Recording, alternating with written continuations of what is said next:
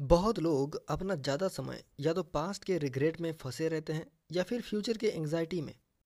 हम लोग हमेशा सोचते हैं कि काश हम लाइफ में बेहतर बन सके, ज़्यादा खुश हो जाए या एनलाइनमेंट पा सके। लेकिन हमें ये नहीं पता होता कि ये सब कैसे करें। यहीं पर काम आता है द पावर ऑफ नाउ, जिसमें फेमस ऑथर और स्पिरिचुअल गाइड एकहार्ट टोडे बताते हैं कि कैसे हम अपने अंदर के इमोशंस और माइंड को समझकर अपनी लाइफ को सुधार सकते हैं, पास्ट, प्रेजेंट और फ्यूचर के बीच एक बैलेंस बनाकर। ऑथर का मैसेज सिंपल है, प्रेजेंट मोमेंट में जीना सीखो। जब हम अभी के पल में जीते हैं तो हम अपने ज़्यादातर दुख और टेंशन से दूर हो जाते हैं। इस बुक में वो बताते हैं कि कैसे हमारा माइंड ही कभी कभी हमारा दुश्मन बन जाता है, क्योंकि हम खुद ही अपने नेगेटिव थॉट्स और वरी के ट्रैप में फंस जाते हैं और खुद को खुशी होने से रोक लेते हैं। द पावर ऑफ नाउ ने दुनिया के लाखों लोगों की लाइफ बदली है। उनके रिलेशनशिप्स इम्प्रूव हुए हैं, उनका सेल्फ इस्टीम बढ़ा है और सबसे इम्पॉर्टेंट चीज़, उन्होंने अपनी लाइफ को पूरी तरह से जीना सीखा है। तो आइए जानते हैं आज इस बुक के बारे में, जहाँ पर हम डिस्कस करेंगे इस बुक के समरी को टोटल 9 पॉइंट्स में। Point number 1, by focusing only on the present and ignoring the past or future, you can greatly improve your life. हम सब अपनी लाइफ में इनर पीस चाहते हैं, खुश रहना चाहते हैं और अपनी लाइफ को बेहतर बनाना चाहते हैं। सिंपल शब्दों में बोले तो हम एनलाइटमेंट ढूंढते हैं, लेकिन प्रॉब्लम यह है कि हमें पता ही नहीं होता कि उस तक पहुंचने के लिए कौन से स्टेप्स हैं। लेकिन सच ये है कि फास्ट स्टेप बहुत ही सिंपल है। हम लोग अक्सर पास्ट या फ्यूचर में जीते हैं। एक मोमेंट हम सोच रहे होते हैं पुरानी बातें या रिग्रेट कर रहे होते हैं, दूसरे मोमेंट हम फ्यूचर के लिए प्लान कर रहे होते हैं या वरी कर रहे होते हैं। और इसी चक्कर में हम प्रेजेंट मोमेंट को इग्नोर कर देते हैं, जो असल में हमारे पास सिर्फ एक रियल मोमेंट होता है, और वही मोमेंट है नाउ। सिर्फ प्रेजेंट ही इम्पोर्टेंट होता है, क्योंकि कुछ भी पास्ट या फ्यूचर में एक्चुअली नहीं होता। सब कुछ एक continuous stream of present moments में ही होता है। जब भी आप कुछ फील करते हो, वो फीलिंग प्रेजेंट मोमेंट में ही होता है, क्योंकि आपके सेंसेस सिर्फ अभी के पल को एक्सपीरियंस कर सकते हैं। तो जब हम कहते हैं ये पास्ट में हुआ था, तो वो असल में एक प्रेजेंट मोमेंट ही था जो अब बीत गया है। ठीक इसी तरह फ्यूचर भी उन्हीं प्रेजेंट मोमेंट का कलेक्शन होता है जो अभी आने वाले हैं। इसका मतलब ये हुआ कि पास्ट या फ्यूचर के बारे में ज़्यादा सोचना कोई फ़ायदा नहीं है, लेकिन प्रेजेंट में जीने के बहुत फ़ायदे होते हैं। जब आप नाव में जीना सीखते हो तो ज़िंदगी के बड़े प्रॉब्लम्स छोटे लगने लगते हैं और छोटी प्रॉब्लम्स को आप इजीली हैंडल कर सकते हो। जैसे मान लो आप एक साइंटिफिक पेपर लिख रहे हो। अगर आप सोचेंगे कि अभी तक मैंने इतना कम क्यों लिखा और इतना कम बाकी है, तो स्ट्रेस बढ़ेगा और काम रुक जाएगा। लेकिन अगर आप स्टेप बाय स्टेप जाओगे, पहले डेटा कलेक्ट करो, फिर स्ट्रक्चर बनाओ, फिर पहला चैप्टर लिखो, तो काम आसानी से हो जाएगा, है कि नहीं? तो कोशिश करो प्रेजेंट में जीने की, पास्ट को छोड़ दो, फ्यूचर से डरना बंद करो और देखो कैसे आपकी लाइफ ड्रामेटिकली बेटर हो जाता है। Point number 2, a part of you needs pain to survive and it creates most of the pain you experience. अब इसका मतलब समझते हैं। मान लो तुमने प्रेजेंट में जीना सीख लिया, अब तुम ना पास्ट का चिंता करते हो ना फ्यूचर की। लेकिन अब सवाल उठता है, अगर तुम दर्द, पेन फील हो तो उससे कैसे हैंडल करोगे? क्योंकि पेन भी तो सिंपल मोमेंट में ही फील होता है ना? यहाँ पर ऑथर कहते हैं कि पेन असल में एक सेल्फ क्रिएटेड रेजिस्टेंट है। मतलब हम खुद ही अपने अंदर दर्द पैदा करते हैं जब हम उन चीज़ों के खिलाफ लड़ते हैं जो हम चेंज नहीं कर सकते। जब हमें किसी सिचुएशन से सेटिस्फेक्शन नहीं होती, लेकिन हम खुद को इतना पावरफुल नहीं समझते कि उसे बदल सके, तब हम अंदर से रेजिस्ट करते हैं और वही रेजिस्टेंस पेन के रूप में दिखाई देता है। हम अक्सर पास्ट और फ्यूचर के बारे में ज़्यादा सोचते हैं, लेकिन जीते सिर्फ प्रेजेंट में ही हैं। और इसी वजह से बहुत सी चीज़ें होती हैं जिनसे हम खुश नहीं रहते, पर उन्हें बदल भी नहीं सकते, और इसी बेचैनी से पैदा होती है अंदर का पेन। अब ऑथर एक और इंटरेस्टिंग कॉन्सेप्ट बताते हैं, पेन बॉडी। ये एक ऐसा इमोशनल पार्ट है जो पेन पर ही जीते हैं। जब तुम दर्द महसूस करते हो, ये पेन बॉडी और स्ट्रांग हो जाता है। जैसे जैसे तुम ज़्यादा दुख और गुस्सा फील करते हो, ये पेन बॉडी बढ़ता जाता है और फिर ये तुम्हें और दुख महसूस करने पर मजबूर करती है ताकि वो सरवाइव कर सके। और ये एक विशियस साइकिल बन जाता है। तुम जितना दर्द महसूस करते हो उतना तुम्हारा पेन बॉडी स्ट्रांग होता है और फिर तुम अपनी आइडेंटिटी उसी दर्द से ही जोड़ लेते हो। फिर तुम्हें लगता है कि अगर ये पेन छोड़ दिया तो तुम्हारा एक पार्ट खत्म हो जाएगा और इसीलिए तुम पेन को पकड़ के रखते हो। एग्जाम्पल के लिए, जब कोई बात तुम्हें इरिटेट करती है या गुस्सा दिलाती है और तुम अपने इमोशंस पे कंट्रोल नहीं कर पाते, तो समझ जाओ तुम्हारा पेन बॉडी कंट्रोल ले चुका है। उस वक्त तुम्हारा गुस्सा तुम्हारे थिंकिंग और एक्शंस दोनों को क्लाउड कर देता है और तुम और ज़्यादा पेन फील करते हो। ऑथर कहता है, चाहे लगता हो कि दर्द बाहर की दुनिया से आ रहा है, लेकिन असल में ज़्यादातर पेन हम खुद ही क्रिएट करते हैं। लेकिन गुड न्यूज़ ये है, क्योंकि ये सेल्फ क्रिएटेड है, तुम इसे खुद ही कंट्रोल कर सकते हो। और अगले पार्ट में ऑथर यही बताते हैं कि कैसे करना है। Point number 3, the ego is the part of your mind that stops you from being happy. अब इसका मतलब समझते हैं। क्या तुमने कभी सोचा है, कुछ लोग खुद ही अपने लाइफ को बिगाड़ देते हैं। मतलब कोई भी दुखी रहना नहीं चाहता, फिर भी बहुत लोग हमेशा अनहैप्पी ही क्यों रहते हैं? इसका मेन रीज़न है ईगो। ईगो हमारे माइंड का एक ऐसा पार्ट है जो हमारे थॉट्स और बिहेवियर्स को कंट्रोल करता है बिना हमें पता चले। लेकिन प्रॉब्लम यह है कि ईगो को आसानी से देखा नहीं जा सकता, इसीलिए ज़्यादातर लोगों को यह समझ नहीं आता कि उनकी लाइफ कितनी हद तक ईगो के कंट्रोल में है। जैसे मान लो तुम्हारा किसी से झगड़ा हुआ, बाद में जब तुमने सोचे तो तुम्हें ऐसा लग सकता है कि तुमने ओवर रिएक्ट कर दिया, लेकिन जब झगड़ा चल रहा था तब तुम्हें नहीं लगा कि तुम्हारे इमोशंस और एक्शंस पर कोई और कंट्रोल ले रहा है, वो ईगो ही था। अब सवाल आता है, ईगो ऐसा करती क्यों है? इसका आंसर बहुत ही सिंपल है। ईगो अपनी एग्जिस्टेंस के लिए तुम्हारे दुख पर जीती है। जितना तुम मिजरेबल फील करते हो उतना ईगो स्ट्रांग होता है, इसीलिए वो हर टर्न पर तुम्हारी हैप्पीनेस के खिलाफ काम करती है। और इसी वजह से बहुत लोग अपनी लाइफ में अननेसेसरी सफरिंग्स क्रिएट करते हैं, जैसे कि टॉक्सिक रिलेशनशिप में रहना, जहाँ वो जानते हैं कि वो दुखी हैं फिर भी वहाँ से निकालते नहीं। ईगो का काम ही है तुम्हें कन्फ्लिक्ट्स और डिससेटिस्फेक्शन में डालना, ताकि वो तुम्हारे थॉट्स और एक्शंस पर कंट्रोल ले सके। एग्जाम्पल के लिए, जब दो या दो से ज़्यादा ईगोस एक जगह होती हैं तो ड्रामा होना पक्का है।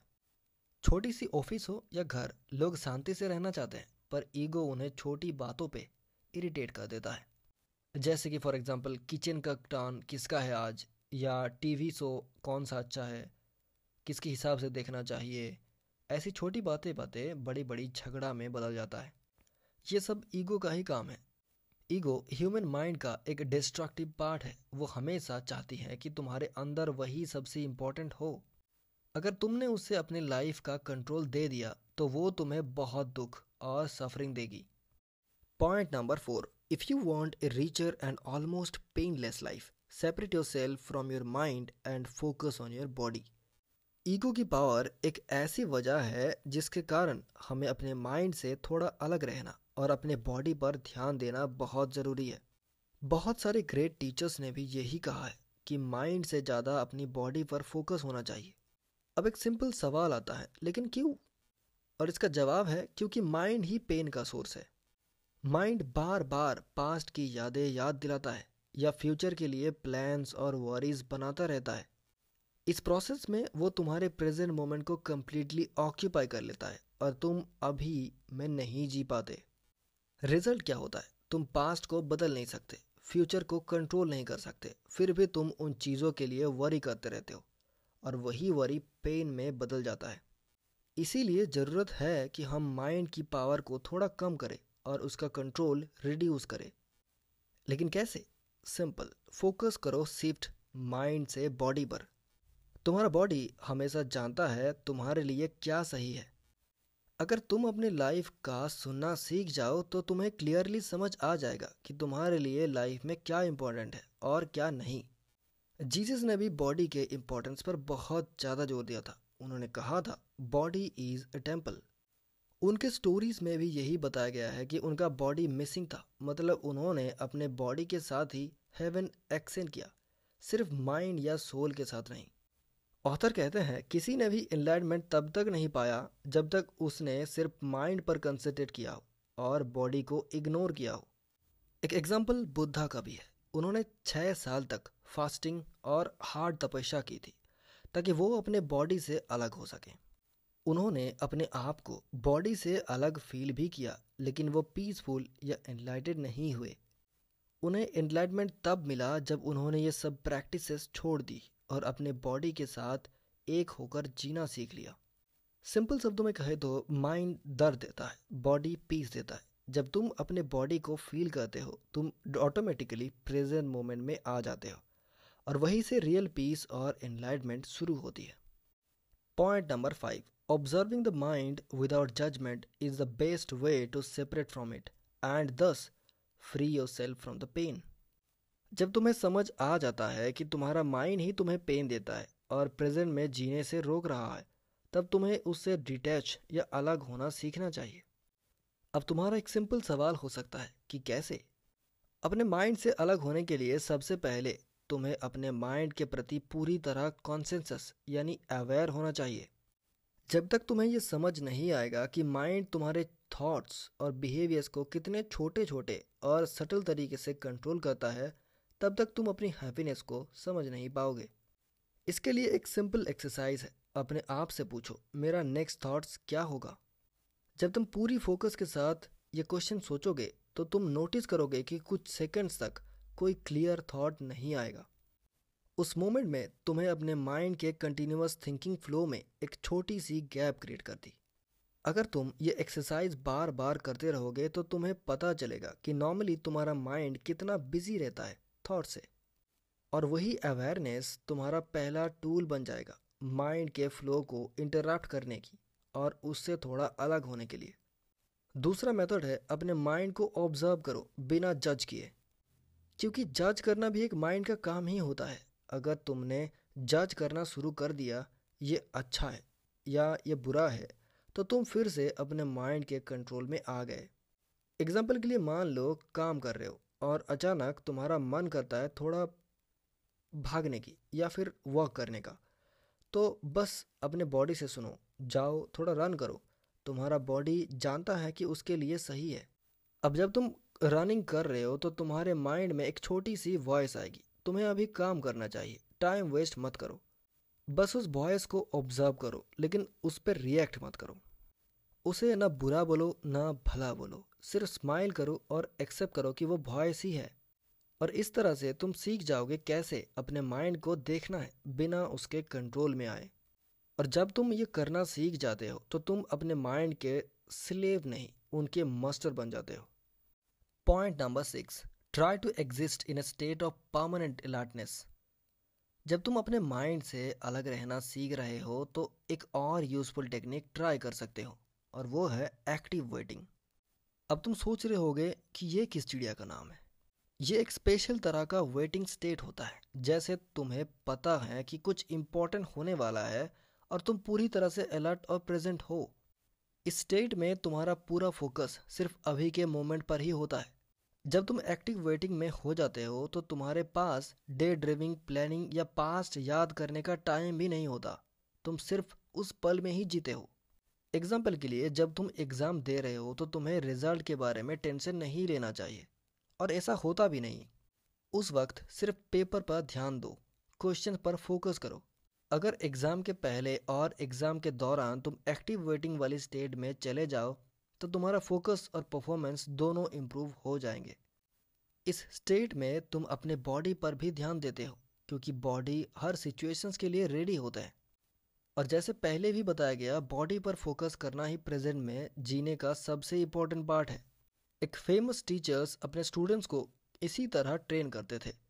वो चुपके से अपने स्टूडेंट्स के पास जाते थे और उनकी आंखें बंद होती थी और उन्हें हिट करने के लिए ट्राई करते थे। वो स्टूडेंट्स वेटिंग स्टेट में होते थे, मतलब पूरी तरह अलर्ट और बॉडी से कनेक्टेड, और इसीलिए वो मास्टर के अप्रोच करने का सेंस कर लेते थे और उन्हें अटैक से बच जाते थे। बहुत सारे स्पिरिचुअल टीचर्स ने भी अपने स्टूडेंट्स को यही वेटिंग वाली प्रैक्टिस करने की सलाह दी थी।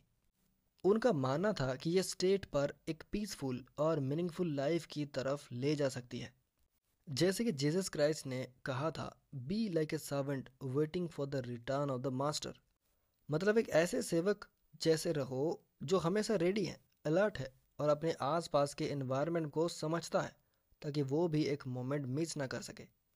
इसका मतलब है जब हम हमेशा अवेयर और प्रेजेंट में रहते हैं बिना ज़्यादा फ्यूचर के प्लान्स बनाए, तो हम रियल पीस और क्लैरिटी फील करते हैं। Point number 7, living in the present can be hard for your partner but it can also improve your relationship. अब जब तुमने पहले वाले स्टेप्स फॉलो कर लिए हैं, तुम प्रेजेंट में जीना सीख गए हो और अब तुम्हें माइंड पर पूरी डिपेंडेंसी नहीं है। लेकिन अब एक और सवाल आता है, ये चेंज तुम्हारी लाइफ में क्या फ़र्क लाएगा, खासकर तुम्हारे रिलेशनशिप में। देखो, एक नॉर्मल इंसान के लिए बहुत मुश्किल होता है अपनी लाइफ उसके साथ शेयर करना जो फुल्ली प्रेजेंट में जीता है, क्योंकि जो इंसान प्रेजेंट में नहीं रहता उसका ईगो प्रॉब्लम्स पर आ जाती है। और जब वो किसी ऐसे इंसान के साथ होता है जो शांत, प्रेजेंट और पीसफुल है, तो उससे वो इंसान एक थ्रेट या खतरा लग सकता है। फिर वो ईगो रिएक्ट करता है और ज़्यादा प्रॉब्लम्स क्रिएट करता है, जैसे अननेसेसरी आर्ग्यूमेंट शुरू करना, छोटी बात को बड़ा बनाना, पुरानी बातें याद दिलाना या इंसल्ट देना, सिर्फ इसीलिए ताकि वो पीसफुल इंसान भी प्रेजेंट से बाहर आ जाए। यहाँ पर सवाल है, बट ऐसा वो करता ही क्यों है? यहाँ पर ऑथर बताते हैं, जैसे अंधेरा रोशनी के पास ज़्यादा देर नहीं टिक सकता, वैसे एक ईगो ड्रिवन इंसान प्रेजेंट इंसान के पास ज़्यादातर नहीं टिक सकता। स्ट्रॉन्ग ऑपोजिट्स कभी एक साथ नहीं रह सकते। जैसे अगर तुम एक कैंडल अंधेरे में ले जाते हो तो अंधेरा तुरंत चला जाता है, और अगर तुम आग पर पानी डालते हो तो आग बुझ जाता है। लेकिन अगर तुम सही तरीके से प्रेजेंट में जीते हो तो ये तुम्हारे रिलेशनशिप के लिए बहुत पॉजिटिव चेंज ला सकता है। तुम अपने पार्टनर को जज, क्रिटिसाइज या चेंज करने की कोशिश करना बंद कर दोगे और तुम उन्हें एक इंडिपेंडेंट पर्सन के रूप में देख पाओगे। और जब तुम प्रेजेंट में जीते हो, तुम्हारे अंदर एक इनर पीस आता है जो तुम्हें अपने पार्टनर को बिना जज किए ट्रूली सुनने की एबिलिटी देता है। ऐसे तुम वो एंडलेस फाइट्स और डिबेट्स को तोड़ सकते हो जो कभी ख़त्म ही नहीं होती। हाँ, एक बात सच है, अगर तुम प्रेजेंट में जीते हो तो तुम्हारे साथ रहना तुम्हारे पार्टनर के लिए पहले मुश्किल हो सकता है। उन्हें लग सकता है कि तुम बदल गए हो या वो समझ नहीं पा रहे होंगे। लेकिन टाइम के साथ साथ ये चीज़ रिलेशनशिप को टेस्ट करेगी और फिर ट्रांसफॉर्म भी करेगी। Point number 8, not all pain is avoidable. Surrounding to the present does not mean ignoring sad और हार्टफुल फीलिंग्स। चाहे तुम पूरी तरह से प्रेजेंट में जीते हो, फिर भी कुछ दुख और पेन लाइफ में आना नेचुरल है। अब सवाल है, ऐसा क्यों होता है और ऐसे में क्या करना चाहिए?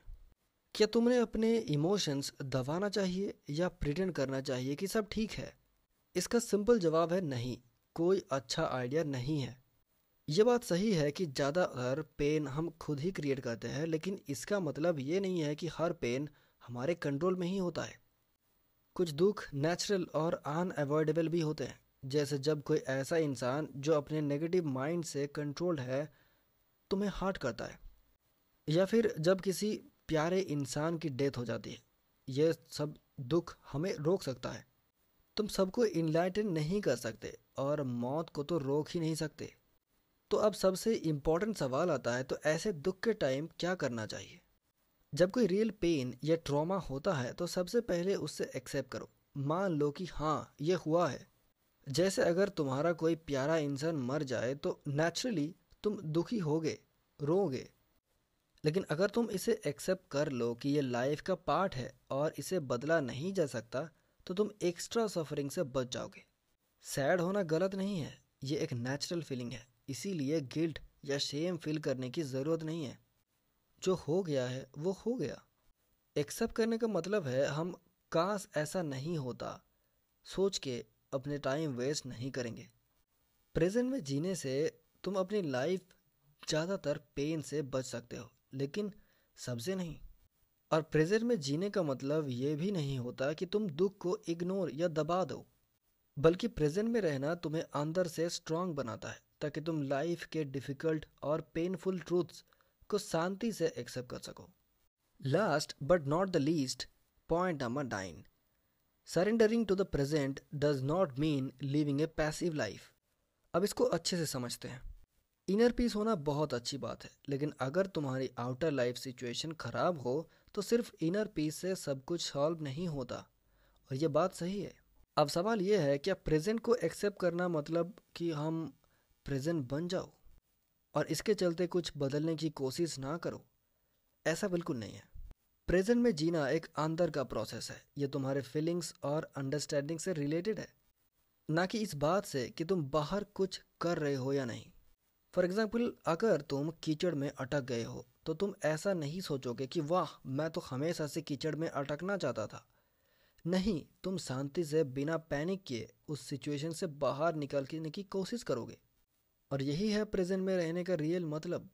जब तुम प्रेजेंट में जीते हो तो तुम्हारे पास नए आइडियाज़, नए एनर्जी और क्लैरिटी आता है। तुम अपना टाइम और दिमाग प्रॉब्लम क्रिएट करने में वेस्ट नहीं करते। इसीलिए तुम्हें बड़ी प्रॉब्लम्स दिखाई ही नहीं देती, सिर्फ छोटी छोटी सिचुएशंस दिखाई देती है जो एक एक करके सॉल्व किया जा सकता है। और इसी वजह से तुम ज़्यादा इफ़ेक्टिव और स्ट्रॉन्ग बन जाते हो। तो प्रेजेंट एक्सेप्ट करने का मतलब यह नहीं होता कि तुम लाइफ में कुछ बदलने की कोशिश ही ना करो, बल्कि इसका मतलब है तुम पास्ट और फ्यूचर के टेंशन्स को छोड़कर सिर्फ अभी के मोमेंट पर फोकस करते रहो, जिससे तुम क्लियरली देख पाते हो कि कहाँ पर प्रॉब्लम है और किससे तुम्हें सुधारने की ज़रूरत है। सिंपल शब्दों में कहें तो प्रेजेंट में रहना मतलब हर सिचुएशंस को शांति से समझकर और सुधारना होता है, न कि हर चीज़ को छोड़ देना। So guys, the power of now हमें ये सिखाता है सिर्फ लाइफ अभी में है, न कि पास्ट का रिग्रेट और ना फ्यूचर का स्ट्रेस। बस प्रेजेंट मोमेंट, और वही असली पीस है। अगर वीडियो पसंद आया तो लाइक ज़रूर करो, कमेंट करके बताओ कि कौन सा पार्ट तुम्हें सबसे ज़्यादा टच किया, और सब्सक्राइब करो ताकि नेक्स्ट वीडियो तुम मिस ना करो। क्योंकि नेक्स्ट वीडियोस में हम और भी माइंड ब्लोइंग बुक्स एक्सप्लोर करने वाले हैं।